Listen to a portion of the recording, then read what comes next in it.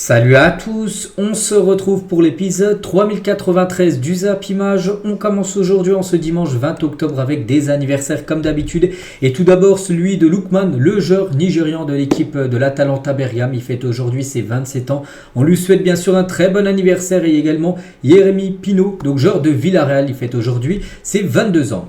On continue donc aujourd'hui, on est dimanche et grosse journée football. Voici toutes les rencontres dans les gros championnats en Europe. Par exemple en Allemagne, on peut voir deux belles affiches, dont le match entre Wolfsburg et le Werder de Brême. En Angleterre, Manchester City se déplace cet après-midi à 15h du côté de Wolverhampton, les derniers du championnat. Il va falloir prendre des points. À Wolverhampton, c'est 7 matchs, c'est 6 défaites, 1 nul. Ils n'ont toujours pas gagné. Donc là, ils affrontent un gros morceau.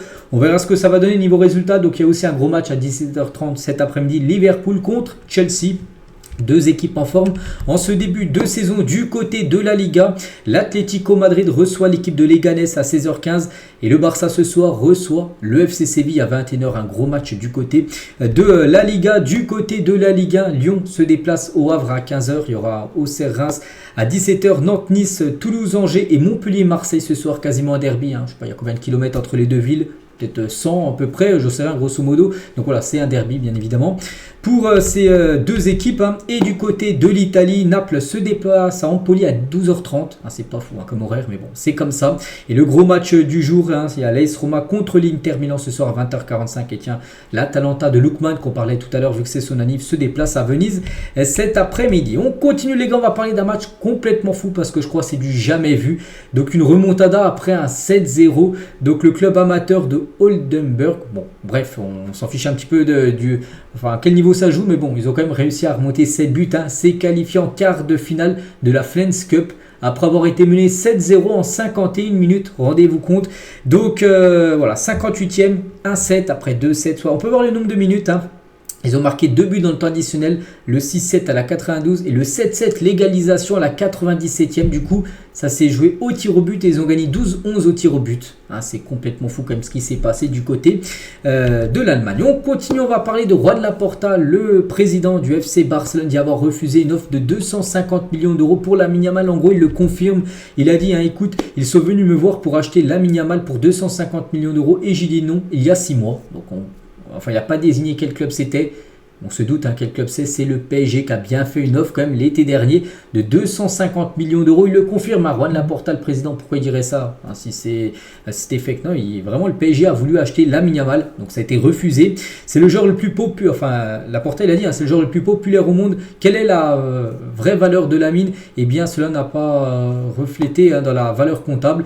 Donc bref, voilà, en gros n'importe quelle somme il aurait dit non, même 400 millions d'euros il aurait refusé. On ne sait pas, mais voilà, concernant Lamine Yamal qui était bien pisté par le PSG. Peut-être que le PSG reviendra dès l'été 2025 avec une offre peut-être encore améliorée vu qu'il est de plus en plus fort Lamine Yamal et il est toujours aussi jeune. On continue, toujours du côté du FC Barcelone. Hansi Flick a rencontré Xavi, l'ancien coach qui a laissé sa place à Hansi Flick. Donc il n'y a pas du tout de clash entre les deux, bien sûr, beaucoup des sourires, ils ont dû se donner des conseils, Xavi a dû donner des conseils à Hansi Flick, bien sûr, pour la suite de son aventure à Barcelone. On va parler de Kylian Mbappé qui est très affecté par les accusations dont il fait l'objet, écrit Relevo, c'est un site espagnol, donc ceux qui le connaissent le voient plus triste que jamais par rapport à ce qui s'est passé il y a une dizaine de jours, s'avérer en Suède, qui fait beaucoup encore parler. Bref, donc les entraînements lui servent d'échappatoire. Mentalement touché, Kylian Mbappé montre son meilleur visage. En gros, il sourit quand il chausse les crampons. Quand il joue au football, là, il est heureux. Mais voilà, quand il joue pas tout simplement. Donc on peut voir comme il a la mine triste un peu Kylian Mbappé par rapport à ce qu'il subit médiatiquement depuis une dizaine de jours par rapport qu'il a accusé d'un viol en Suède.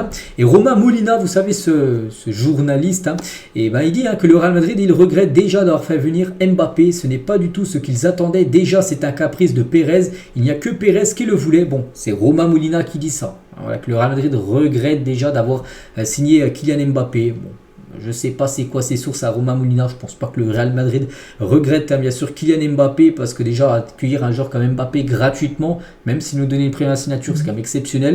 Et voilà, Mbappé aussi, à un niveau vente de maillot, tout ça, c'est comme le jackpot pour le Real. Donc je pense pas que le Real regrette d'avoir quand même signé Kylian. Bon, c'est Romain Molina qui dit ça. Bref, on continue avec Andy Carroll qui ressent la même chose lorsqu'il marque avec Bordeaux en National 2 que lorsqu'il marquait avec l'Angleterre à l'Euro 2012. Il a dit c'est la même adrénaline. Dès que je suis sur le terrain, j'oublie le contexte du match, le nombre de spectateurs présents et je donne le maximum. Peu importe qu'il y a 100 spectateurs lors d'un match de National 2, qu'il y a 70 000 spectateurs lors d'un match de l'Euro, c'est pareil pour lui. Je n'ai jamais compris d'ailleurs pourquoi les joueurs de Première Ligue n'expriment aucune joie quand ils marquent en Cup contre des équipes de division inférieure. Pour moi, un but procure la même excitation quel que soit l'adversaire, que ça soit en face, je sais pas, une énorme team. Même quand il joue à Liverpool par exemple, c'était Chelsea en face, que quand une équipe de National 2 en face, c'est la même chose. Quand il marque, il a la même joie, on peut dire. Andy Carroll, et je veux m'épanouir en jouant au football dans un environnement agréable et c'est exactement ce que je peux faire aujourd'hui à Bordeaux. L'autre jour, on a mis 6 heures pour se rendre à Saumur et pendant le projet en car, je me suis allongé dans l'allée centrale du bus pour m'étirer. Cela me change des vols de 40 minutes en jet privé que l'on effectue en première ligue. Quand ils allaient jouer, ils prenaient bien sûr l'avion jet privé. Voilà, c'était pas, ça prenait que 40 minutes. Maintenant, voilà, ils prennent pas l'avion, bien sûr. Bordeaux, ça coûte trop cher pour aller ailleurs et surtout que c'est pas très loin où ils jouent, vu qu'ils jouent sur la zone, ouest de la France. Ils prennent le bus et voilà. Il dit qu'il aime ça. N'oubliez pas qu'il a refusé des offres saoudiennes qui lui proposaient beaucoup plus d'argent que ce qu'il touche actuellement du côté de Bordeaux. Et pour finir avec lui, vraiment, il a un objectif. Il a pour but de jouer avec son fils aîné. L'objectif, c'est de faire une LeBron James, c'est-à-dire de jouer dans la même équipe que mon fils aîné, Lucas, qui a 14 ans. Donc lui, il en a 35. Voilà. On verra si un jour il arrivera à jouer dans la même équipe que son fils. On continue avec un joueur Memphis Depay. Vous savez que Depay est parti au Corinthians dans le championnat brésilien. Et il a marqué un magnifique but. Depay a marqué son tout premier but sous les couleurs de Corinthians d'un magnifique coup franc. Voilà, on a l'impression, regardez, c'est un peu le stade, on a l'impression que c'est le stade de Marseille, le stade Vélodrome qu'on voit comme ça, donc c'est le stade des Corinthians. Il y avait 2-2 les gars, il a marqué ce magnifique coup franc là, on peut le voir, c'est parti en pleine lucarne, voilà, rien à dire, sublime but, c'est son tout premier but du côté des Corinthians pour l'ancien joueur du FC Barcelone. Minamino vise le titre avec Monaco, il a dit, j'ai clairement l'image en tête de Monaco champion, c'est une sorte d'exigence, bien sûr, il faut se concentrer sur le prochain match sans s'enflammer, mais nous devons avoir l'ambition d'aller au bout, d'essayer de gêner ou pourquoi pas gagner le championnat. À Monaco, la fois en 2017 où le PSG remportait championnat sur championnat, ils ont réussi à le gagner. Voilà, pourquoi ils peuvent réussir de nouveau à le faire et gagner bien sûr ce championnat de Ligue 1. On verra parce que vu l'équipe qu'il y a, c'est vrai qu'ils peuvent gêner cette équipe parisienne. Tiens, en parlant du Paris Saint-Germain, c'est officiel, Kimpembe a repris l'entraînement collectif avec le PSG. Ça, c'est une bonne nouvelle, surtout qu'il est blessé depuis longtemps. Il n'a plus joué depuis février 2023. On est quand même au mois d'octobre 2024, il y a 1 an et demi qu'il n'a plus joué. C'était blessé au tendon d'Achille, c'est derrière le pied. Le tendon avait lâché et du coup il avait repris bien sûr l'entraînement, mais il avait une rechute et là on peut voir qu'il a repris l'entraînement collectif. Il pourrait peut-être revenir fin d'année, mais bon, il ne veut pas revenir trop rapidement. Donc en gros, imaginez s'il revient en février 2024. De 25, désolé, il aura loupé quand même 2 ans de compétition. Presnel Kimpembe. Tiens, on va parler d'un joueur aussi qui s'est blessé. Tiens, il y a quelques jours, on parlait que ça faisait 1 an, jour pour jour, qu'il s'était blessé. C'est Neymar, les gars. Et Neymar, les gars, il est très proche du retour. Normalement, demain lundi, les gars, il fera son retour demain lundi avec Al Hilal en Ligue des Champions asiatiques contre l'équipe de Al 1, qui a remporté la Ligue des Champions asiatiques saison dernière. Donc voilà, ça devrait être le grand retour de Neymar demain, lors d'une rencontre officielle, lui qui a loupé depuis 1 an toutes les rencontres. Messi toujours présent pour la Coupe du Monde 2026, donc Léo Messi a déclaré à Marca qu'il n'écartait pas la possibilité de participer à la phase finale de la Coupe du Monde qui sera organisée aux États-Unis, au Canada et au Mexique. Et je pense que oui, il ira en plus à cette Coupe du Monde. Ça sera certainement son dernier mondial, on va dire, même dernière compétition avec l'Argentine. Pareil pour Modric, pareil pour Ronaldo, tous ces joueurs-là, je pense que ce sera leur dernière grande compétition, cette Coupe du Monde. Pour Messi, ça sera pareil. Officiel, tiens, on va parler de Kevin Strootman, met un terme à sa carrière de footballeur. Lui qui a joué dans pas mal de clubs comme l'AS Roma, il a joué à Cagliari, il a joué au PSV, il a joué à l'Olympique de Marseille. Donc Strootman raccroche les crampons, on lui souhaite bonne continuation pour la suite de sa vie professionnelle. Nicolas Pepe aurait pu signer au LOSC cet été. Il a dit: j'avais une opportunité de faire mon retour à Lille, ça m'a tenté, j'ai réfléchi parce que ma famille habite à Lille, donc c'est quelque chose qui m'a traversé l'esprit, mais du coup il est parti à Villarreal où il fait un bon début de saison, Nicolas Pepe, mais bon, on a pu voir qu'il aurait pu signer à Lille où il était, on peut dire, à son prime. N'oubliez pas que Lille avait vendu quand même 75 millions d'euros à Arsenal parce qu'il était très bon à Lille. Mais voilà, Arsenal, il aura totalement floppé, il a été prêté partout. Mais il était à 2 doigts quand même de faire son retour au LOSC. On va parler de Thomas Tuchel. On sait que Thomas Tuchel, j'en ai parlé il y a quelques jours, c'est officiel, un nouveau sélectionneur de l'Angleterre. Il va coacher bien sûr Harry Kane, l'attaquant anglais. Et c'est vrai que les deux, Thomas Tuchel a coaché le Bayern la saison dernière, 45 matchs où il a pu coacher Harry Kane. Il a marqué quand même 44 buts et 12 passes D. On verra maintenant ce que ça va donner du côté de la sélection anglaise, ces deux-là. Officiel, les supporters du PSG sont interdits de déplacement au Vélodrome parce que là on est dimanche, mais dimanche prochain on sera le 27. Et il y a quoi le 27 ? Il y a le classique français entre Marseille et le PSG. Donc aucun supporter de Paris aura le droit d'aller du côté de Marseille. C'est quand même la 9e année consécutive sans parquage parisien à Marseille. Gérard Piqué propose une réduction du nombre d'équipes par championnat pour diminuer le calendrier des joueurs. Il a dit: je comprends qu'ils veuillent générer plus de revenus, mais pour le bien du football, je pense qu'il serait préférable d'avoir moins de matchs, plus d'expérience premium et plus exclusive. J'irai voir les ligues et je leur dirai: écoutez, au lieu d'avoir 20 équipes par ligue, comme la première ligue, comme la Serie A ou même la Liga où il y a 20 équipes, par exemple en Ligue 1, en Bundesliga, il y a 18 équipes. Donc lui, il a dit: pourquoi ne pas faire des championnats à 16 équipes? Donc bien sûr, ça enlèverait 4 équipes, donc ça ferait moins de matchs. Il a dit: ce serait beaucoup plus facile à suivre du point de vue du public et pour les joueurs, il y aurait moins de matchs. Voilà, ce qu'il aimerait faire tout simplement. Et Gérard Piqué, mais on est encore très loin que ça soit ça, parce que bien sûr, si ça fait moins de matchs, ça fait moins de revenus pour les ligues de football professionnel. Malik Fofana nous fait une Ousmane Dembélé pour choisir son pied fort. Donc le joueur belge de Lyon, il a dit: mon pied fort, même moi je ne sais pas, j'ai toujours utilisé les deux. Si je dois tirer un penalty, franchement je ne sais pas, je frappe les deux pieds à l'entraînement. Alors allez, peut-être pied droit, voilà, parce que Dembélé c'est à peu près la même chose. Voilà, il est bon du pied droit, du pied gauche, il n'a pas de préférence, donc lui c'est à peu près la même chose. Il dit qu'il n'a pas de préférence, peut-être une petite préférence pour le pied droit, parce que s'il venait à tirer un penalty, tout ça, il prendrait quand même son pied droit. Ederson a avoué dans une interview qu'il a hésité de rejoindre l'Arabie Saoudite l'été dernier suite à une proposition très importante sur le plan financier où il aurait pu toucher le jackpot, mais ça a été non, parce que c'est surtout Pep Guardiola qui l'a convaincu de rester du côté de Manchester City. Mais on verra, parce que l'été prochain, une nouvelle année sera passée et là peut-être il aura des envies de départ, on peut dire, Ederson, pour toucher un gros contrat avant de prendre sa retraite. On va parler du Panathinaikos va payer l'intégralité du contrat restant 3 ans de George Baldock, qu'on a parlé, c'était il y a une dizaine de jours. Il est mort à l'âge de 31 ans, récemment décédé, pour que sa famille puisse vivre sans difficulté financière. Donc la grande classe du Panathinaikos, voilà, parce qu'ils vont quand même continuer à payer son contrat encore de 3 ans à sa famille. Donc voilà, on sait toujours pas, j'ai toujours pas vu de raison. On avait pu voir qu'il y a une bouteille de vodka qui avait été à moitié vide à côté de la piscine, où il est mort dans sa piscine. Mais pour l'instant, on sait toujours pas ce qui est officiel concernant la mort du joueur grec.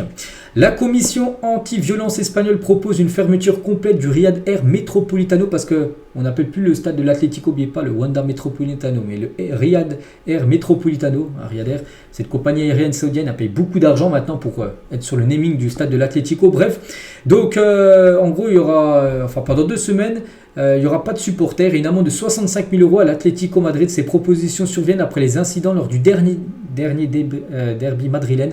C'était avant la trêve, souvenez-vous, il y avait eu un partout où le match avait été interrompu pour jet de projectiles. Donc des briquets avaient été lancés sur Thibaut Courtois, entraînant l'interruption du match. Donc voilà, en gros, la commission anti-violence propose une fermeture complète. Donc je ne sais pas si ça sera le cas là ce week-end. L'Atlético joue aujourd'hui, je ne sais pas si ça sera le cas, mais peut-être d'ici 2 semaines, les gars, l'Atlético ne pourra pas jouer pendant 2 semaines.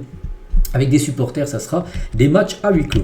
Tiens, on va parler de Sergio Ramos, un joueur qui a fait beaucoup de mal à l'Atlético dans le passé. Par exemple, je me souviens de la Ligue des Champions 2014, où il marque ce but en toute fin de match pour égaliser. Sinon, l'Atlético aurait à l'heure actuelle une Ligue des Champions dans son palmarès. Mais Ramos égalisé à la 93e pour envoyer le Real en prolongation, après gagner 4 à la prolongation. Bref, concernant ce joueur, les gars, c'est Boca Junior qui est intéressé par Ramos, libre depuis son départ du FC Séville l'été dernier. La fresque réalisée au Rosen Park en l'honneur de Benjamin Bourigeaud, légende du côté de Rennes, où il a disputé plus de 300 matchs. Donc maintenant, il est parti du côté du championnat qatari, je ne me trompe pas. Et voilà, donc il y a une fresque par rapport à tout ce qu'il a pu faire du côté de cette équipe rennaise. Regardez du côté du FC Barça, c'est que le Barça est passé quand même de Memphis Depay, Luc de Jong et Sergino Dest, qui commençait ailier droit à l'époque, avec une attaque maintenant Lewandowski, Lamine Yamal et Rafinha. C'était en 2021 ça, et c'est vrai que ça a changé comme l'attaque du côté du Barça. Classement des affluences moyennes en Ligue 1 cette saison, donc c'est du côté de Marseille, il y a le plus de monde, 61 404 spectateurs en moyenne devant Lyon, et le PSG où il y a 47 264, quasiment le guichet fermé à chaque match pour Paris. Donc voilà, on peut voir les affluences. Et Monaco, à Monaco 10 675 supporters en moyenne du côté du stade Louis II. Je crois qu'il y a une capacité de 22 000 places, donc voilà, c'est moins de la moitié, qui est remplie à chaque fois. Et on va parler de la saison 2012-2013 parce que c'est vrai que si on regarde comme ça, on se dit c'est un peu fou les gars. Donc la Liga, le meilleur buteur c'est Messi. Le meilleur passeur, c'est Iniesta. Le meilleur joueur de la Ligue des Champions, c'est Ribéry. Vainqueur de la Ligue des Champions, c'est le Bayern. Le joueur avec le plus de buts et de passes D lors de cette saison 2012-2013, c'est Lewandowski. Le plus de trophées sur cette saison, c'est Ribéry. Notez que la Confédération, vainqueur de la Coupe des Confédérations, c'est le Brésil et Neymar, qui avait été MVP. Mais le Ballon d'Or, les gars, c'est Cristiano Ronaldo. Alors, on peut voir que plein d'autres trucs, distinctions. Il y a eu du Messi, Iniesta, Ribéry meilleur joueur, Neymar qui finit meilleur joueur de la Coupe des Confédérations, ou Lewandowski qui marque plein de buts et de passes D, mais le Ballon d'Or c'est Cristiano Ronaldo lors de cette année-là. Voilà, c'est vrai que on a pu peut-être penser à un autre joueur, mais c'est bien CR7 qui a remporté ce prix, même si pour moi Ribéry était quand même le grand favori, il avait fini 3e. Ribéry, Ronaldo qui a remporté le Ballon d'Or et Messi qui avait fini 2e. Ineos rompt son contrat avec Sir Alex Ferguson dans une politique de réduction des coûts. Le propriétaire de Manchester United a décidé de mettre fin au contrat d'ambassadeur de plusieurs millions de livres de l'Écossais parce que Ferguson c'est une légende du côté de Manchester United, le meilleur coach de l'histoire de Manchester et de loin. Et du coup il avait toujours un rôle d'ambassadeur, et en gros Ineos, nouveau propriétaire de Manchester United, en gros il casse le contrat, il n'a plus de contrat maintenant d'ambassadeur parce que ça coûtait trop d'argent en gros à l'équipe de Manchester United. Johan Le Penant sur les Jeux Olympiques de cet été, sur sa médaille d'argent avec l'équipe de France, elle a dit tous les stades étaient pleins, l'ambiance était incroyable, c'était différent de d'habitude, on sentait le peuple français soudé derrière tous les sportifs, même nous on était à fond derrière les sportifs des autres disciplines, on passait nos journées à regarder les Jeux Olympiques. Dans 30 ans et même jusqu'à la fin de ma vie, je me rappellerai du moment où on passe la médaille autour du cou, la médaille d'argent, je me rappellerai de ça et des moments où on a fait la fête avec le coach, tu vois Henri danser, c'est impossible à oublier. Donc voilà, pour lui c'est que du plus, voilà, cette compétition, l'équipe de France a atteint quand même la finale du tournoi olympique, malheureusement perdu contre une belle équipe espagnole. Erling Haaland est l'une des priorités du FC Barcelone. Le Barça a mis en place une stratégie afin de s'attacher les services de l'attaquant norvégien soit en 2025, soit en 2026. Juan Laporta compte s'appuyer sur ses bonnes relations avec Rafaela Pimenta, l'agente du joueur, l'agente de Erling Haaland. Donc voilà, l'opération Haaland du côté du Barça commence à se mettre en place. Après on sait que c'est compliqué parce qu'il coûte très cher Haaland. On parle beaucoup de le Barça qui a des problèmes financiers, mais n'oubliez pas que le Barça va signer très prochainement un gros contrat très juteux avec Nike, une prolongation. Ils vont toucher, j'ai une prime de renouvellement de plus de 100 millions d'euros, puis après ils vont toucher 100 millions d'euros par an grâce à Nike, alors qu'avant ils ont touché 70. Donc avec peut-être cette grosse rentrée d'argent, le FC Barcelone pourra faire Erling Haaland, on verra. On va parler de Nico Williams, a évoqué les récentes polémiques racistes en Espagne en affirmant que le combat contre la discrimination progresse. Il a dit: Lamine Yamal et moi, nous représentons une Espagne multiculturelle. Il est important de faire prendre conscience à tous que de nombreuses personnes viennent en Espagne pour gagner leur pain et pour leur donner une vie meilleure à leurs enfants. Je pense que l'Espagne avance sur la bonne voie et nous devons continuer ainsi. Il y a toujours des gens qui tentent de vendre une autre image des immigrés, mais ils constituent une minorité. Je suis très heureux de constater que des progrès sont réalisés dans cette lutte contre le racisme. Voilà ce qu'il a pu dire Nico Williams. Oui, il y a peut-être des progrès parce que maintenant il y a des sanctions. Par exemple, il y a des joueurs, enfin pas des joueurs, des supporters plutôt qui ont été sanctionnés d'interdiction de stade très récemment. On est encore très loin qu'il n'y ait plus de problèmes comme ça dans les stades et c'est quand même fou. Mais voilà, ils pensent que du côté de l'Espagne, que c'est un pays qui va sur le bon chemin, on peut dire. Donc tant mieux. Et tiens, en parlant d'un autre Espagnol, on va parler de Samu Omorodion, attaquant de Porto, parle de son passage très difficile à l'Atlético Madrid. Il a dit: à l'Atlético, j'ai souvent pleuré, toute ma famille, je m'entraînais seul, je me sentais pas comme un joueur, c'était vraiment difficile, personne ne m'a abordé et je n'ai pas non plus initié de conversation. J'étais déjà conscient de la position du club, en gros, qui voulait le vendre, et c'est pour ça que il se plaisait pas trop, personne n'allait le parler, tout ça. Le club voulait le vendre, donc il a même pleuré, il dit. Donc il va à Chelsea, puis du coup il est à Porto, où il est exceptionnel, comme en ce début de saison. On va parler de l'attaquant Choupo-Moting, et c'est vrai que fait assez dingue et pas courant. 17 ans de carrière, Eric Maxime Choupo-Moting n'a jamais coûté un seul euro en indemnité de transfert à n'importe quel club. Donc la raison est simple, l'international camerounais est toujours parti à la fin de son contrat. Par exemple, l'été 2011, il quitte Hambourg libre pour Mayence. Bon, je ne vais pas tout citer. Par exemple, l'été 2018, il quitte Stoke City libre pour rejoindre le PSG. Au PSG, en 2020, il quitte le PSG libre pour rejoindre le Bayern. Et là, l'été 2024, il a quitté libre le Bayern Munich pour l'instant, pas de club. Parce que pour l'instant, il n'a pas retrouvé d'équipe. Mais c'est vrai qu'il a jamais été acheté. En gros, il a toujours été libre, en gros, quand il a rejoint les clubs. Et c'est vrai qu'actuellement, il est libre à 35 ans. Je pense qu'il peut aider encore beaucoup d'équipes, bien évidemment. Choupo-Moting. Yann M'Vila raconte comment Kylian Mbappé, propriétaire du Stade Malherbe de Caen, l'a convaincu sur le projet de rejoindre l'équipe de Caen en Ligue 2. Il a dit, cet appel a eu lieu 4 jours avant ma signature en compagnie de sa maman. Il m'a parlé du projet, de ce qu'il attendait de moi. Dès le lendemain, j'ai vu sa maman, donc Faisal Amari, la mère d'Mbappé, et on était d'accord. Kylian me connaît très bien, je le connais très bien également. Sa maman va plus me connaître sur le côté humain, lui davantage sur le football. Ils savent que je suis un joueur fiable, qu'ils peuvent compter sur moi pour me donner à fond. Voilà. Comment les premières approches en gros du clan Mbappé pour faire venir Yann M'Vila du côté de Caen. N'oubliez pas, peut-être qu'il y en a qui ne savent pas les gars, que Kylian Mbappé, le propriétaire du Stade Malherbe de Caen. Estevao, donc ce joueur-là brésilien, quand j'ai signé à Chelsea, le lendemain j'ai marqué un but et j'ai célébré comme Cole Palmer. N'oubliez pas que ce joueur a signé à Chelsea, il arrivera le 1er juillet à Chelsea, 1er juillet 2025. Pour l'instant, il est prêté par Chelsea à Palmeiras. Donc voilà, en gros, quand il a signé à Chelsea, le lendemain, il avait été buteur, il avait fait la célébration, la Cole Palmer, c'est la célébration clim là. Nous avons parlé sur les réseaux sociaux, je l'ai identifié sur Instagram. Il m'a dit que j'étais une star, j'ai dit qu'il était aussi une star. Il a dit que nous allions faire beaucoup de belles choses ensemble. Certainement qu'on va dire Cole Palmer, un joueur exceptionnel. Et Estevao, tout jeune joueur, une pépite brésilienne qui va rejoindre la première ligue l'été prochain. On a hâte de voir ça. Pep Guardiola rend hommage à Léo Messi. Léo Messi est le meilleur joueur de football de tous les temps. Peut-être que je manque de respect à Pelé et à Diego Maradona, mais je ne peux imaginer quelqu'un comme Messi avec sa constance. Voilà, pour lui, c'est Léo Messi au-dessus de tout le monde pour Pep Guardiola. On va parler d'un autre coach, Jürgen Klopp. N'oubliez pas Klopp, ancien coach de Liverpool. Bon, actuellement, maintenant, il est plutôt dans le groupe Red Bull. Il a signé un contrat d'une année avec Red Bull pour un salaire compris entre 10 et 12 millions d'euros. Donc c'est quand même beaucoup moins. Une somme 2 fois importante qu'à Liverpool. Quand il était coach, où il touchait entre 20 et 22 millions d'euros. Donc, bon, après, il n'a pas le même rôle.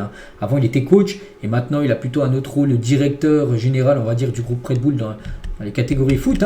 Mais bon, de sa signature, comme dans le groupe Red Bull, ça passe pas du tout du côté du Borussia Dortmund. Donc voilà, en gros, Kevin Grosskreutz, donc son joueur à Dortmund entre 2009 et 2015, il a dit: je n'ai toujours pas compris. J'espérais qu'il s'agissait d'un faux message, en gros, d'une fake news. C'est un choc. En tant que supporter, je ne veux plus le voir devant la sud tribune. Le mur jaune, il ne veut plus le voir là-bas. Lorsque nous nous verrons, je lui dirai qu'il a fait de la merde. Et message de certains supporters de Dortmund. Le football est mort, il est mort pour nous, ça nous rend malade. Voilà, qu'il a choisi de rejoindre Red Bull, mais pas que Red Bull, s'il joue avec Leipzig, un rival, on peut dire, du Borussia Dortmund. Hugo Viana sera le nouveau directeur sportif de Manchester City. Il commencera son aventure chez les Citizens en début de la saison prochaine. Après le départ de Txiki Begiristain, que j'avais parlé il y a quelques jours, qui quittait Manchester City. Il est actuellement au Sporting et a contribué à la venue de nombreuses pépites telles que Manuel Ugarte ou encore Victor Gyökeres. Voilà, donc c'est lui maintenant qui va être le nouveau directeur sportif de Manchester City. Andrés Iniesta sur sa volonté de coacher la sélection espagnole dans le futur. Il a dit: si j'aimerais coacher l'Espagne, bien sûr, j'aimerais être au Barça et en équipe nationale dans les endroits où j'ai été et dans les endroits avec lesquels je me sens identifié. Cependant, je suis plutôt un penseur court-termiste. On verra ce qu'il va se passer à l'avenir parce qu'actuellement, il a pris sa retraite. C'était le 8 octobre dernier. On avait parlé que c'était fini pour lui le football. Maintenant, on le sait, il va passer ses diplômes d'entraîneur et voilà, son rêve, ce serait d'entraîner l'Espagne et le Barça. Enfin, un club et sa nation où il aurait été très important. Et c'est vrai, quand on pense à Iniesta, on pense aussi à cette Espagne à l'époque avec les meilleurs milieux de terrain, même si actuellement il y a du gros niveau. Il y a du Daniel Mo, il y a du Pedri, mais à l'époque, les gars, c'était pour moi bien plus supérieur avec Xavi, Iniesta, Busquets, Xabi Alonso, David Silva et Fabregas. Voilà, avec cette équipe-là, je crois que les 6 là jouaient titulaires lors de la Coupe du Monde 2010. Il n'y avait pas d'attaquants, ça a rien des attaquants, même les milieux marquaient. Il marquait à peu près pas beaucoup de buts, mais voilà, ça suffisait et ça a suffi pour gagner la Coupe du Monde 2010. Et on finit, les gars, cet épisode. Tiens, on revient sur 2 joueurs qu'on parlait juste avant, de Iniesta et Xavi, ou Modric et Zidane. Pour vous, quel est le meilleur entre ces 4 joueurs? N'hésitez pas à mettre tout ça en commentaire. Donc moi, j'ai une affection particulière pour Zidane parce que les Français, voilà, la Coupe du Monde 98, je n'oublierai jamais. Mais vraiment le meilleur pour moi dans le football pur, je partirais peut-être sur Iniesta. Voilà, pour moi, c'est peut-être le meilleur milieu de terrain de l'histoire du football. Donc voilà les gars ce qu'il y a à dire aujourd'hui. J'espère que ça vous a plu. On se retrouve demain et demain, bien évidemment, on est lundi et demain on fera le débrief de tout ce qui s'est passé comme d'habitude sur ce week-end niveau football. Allez, je vous laisse. Moi, je vous souhaite une bonne journée, bonne fin de week-end à vous et à demain.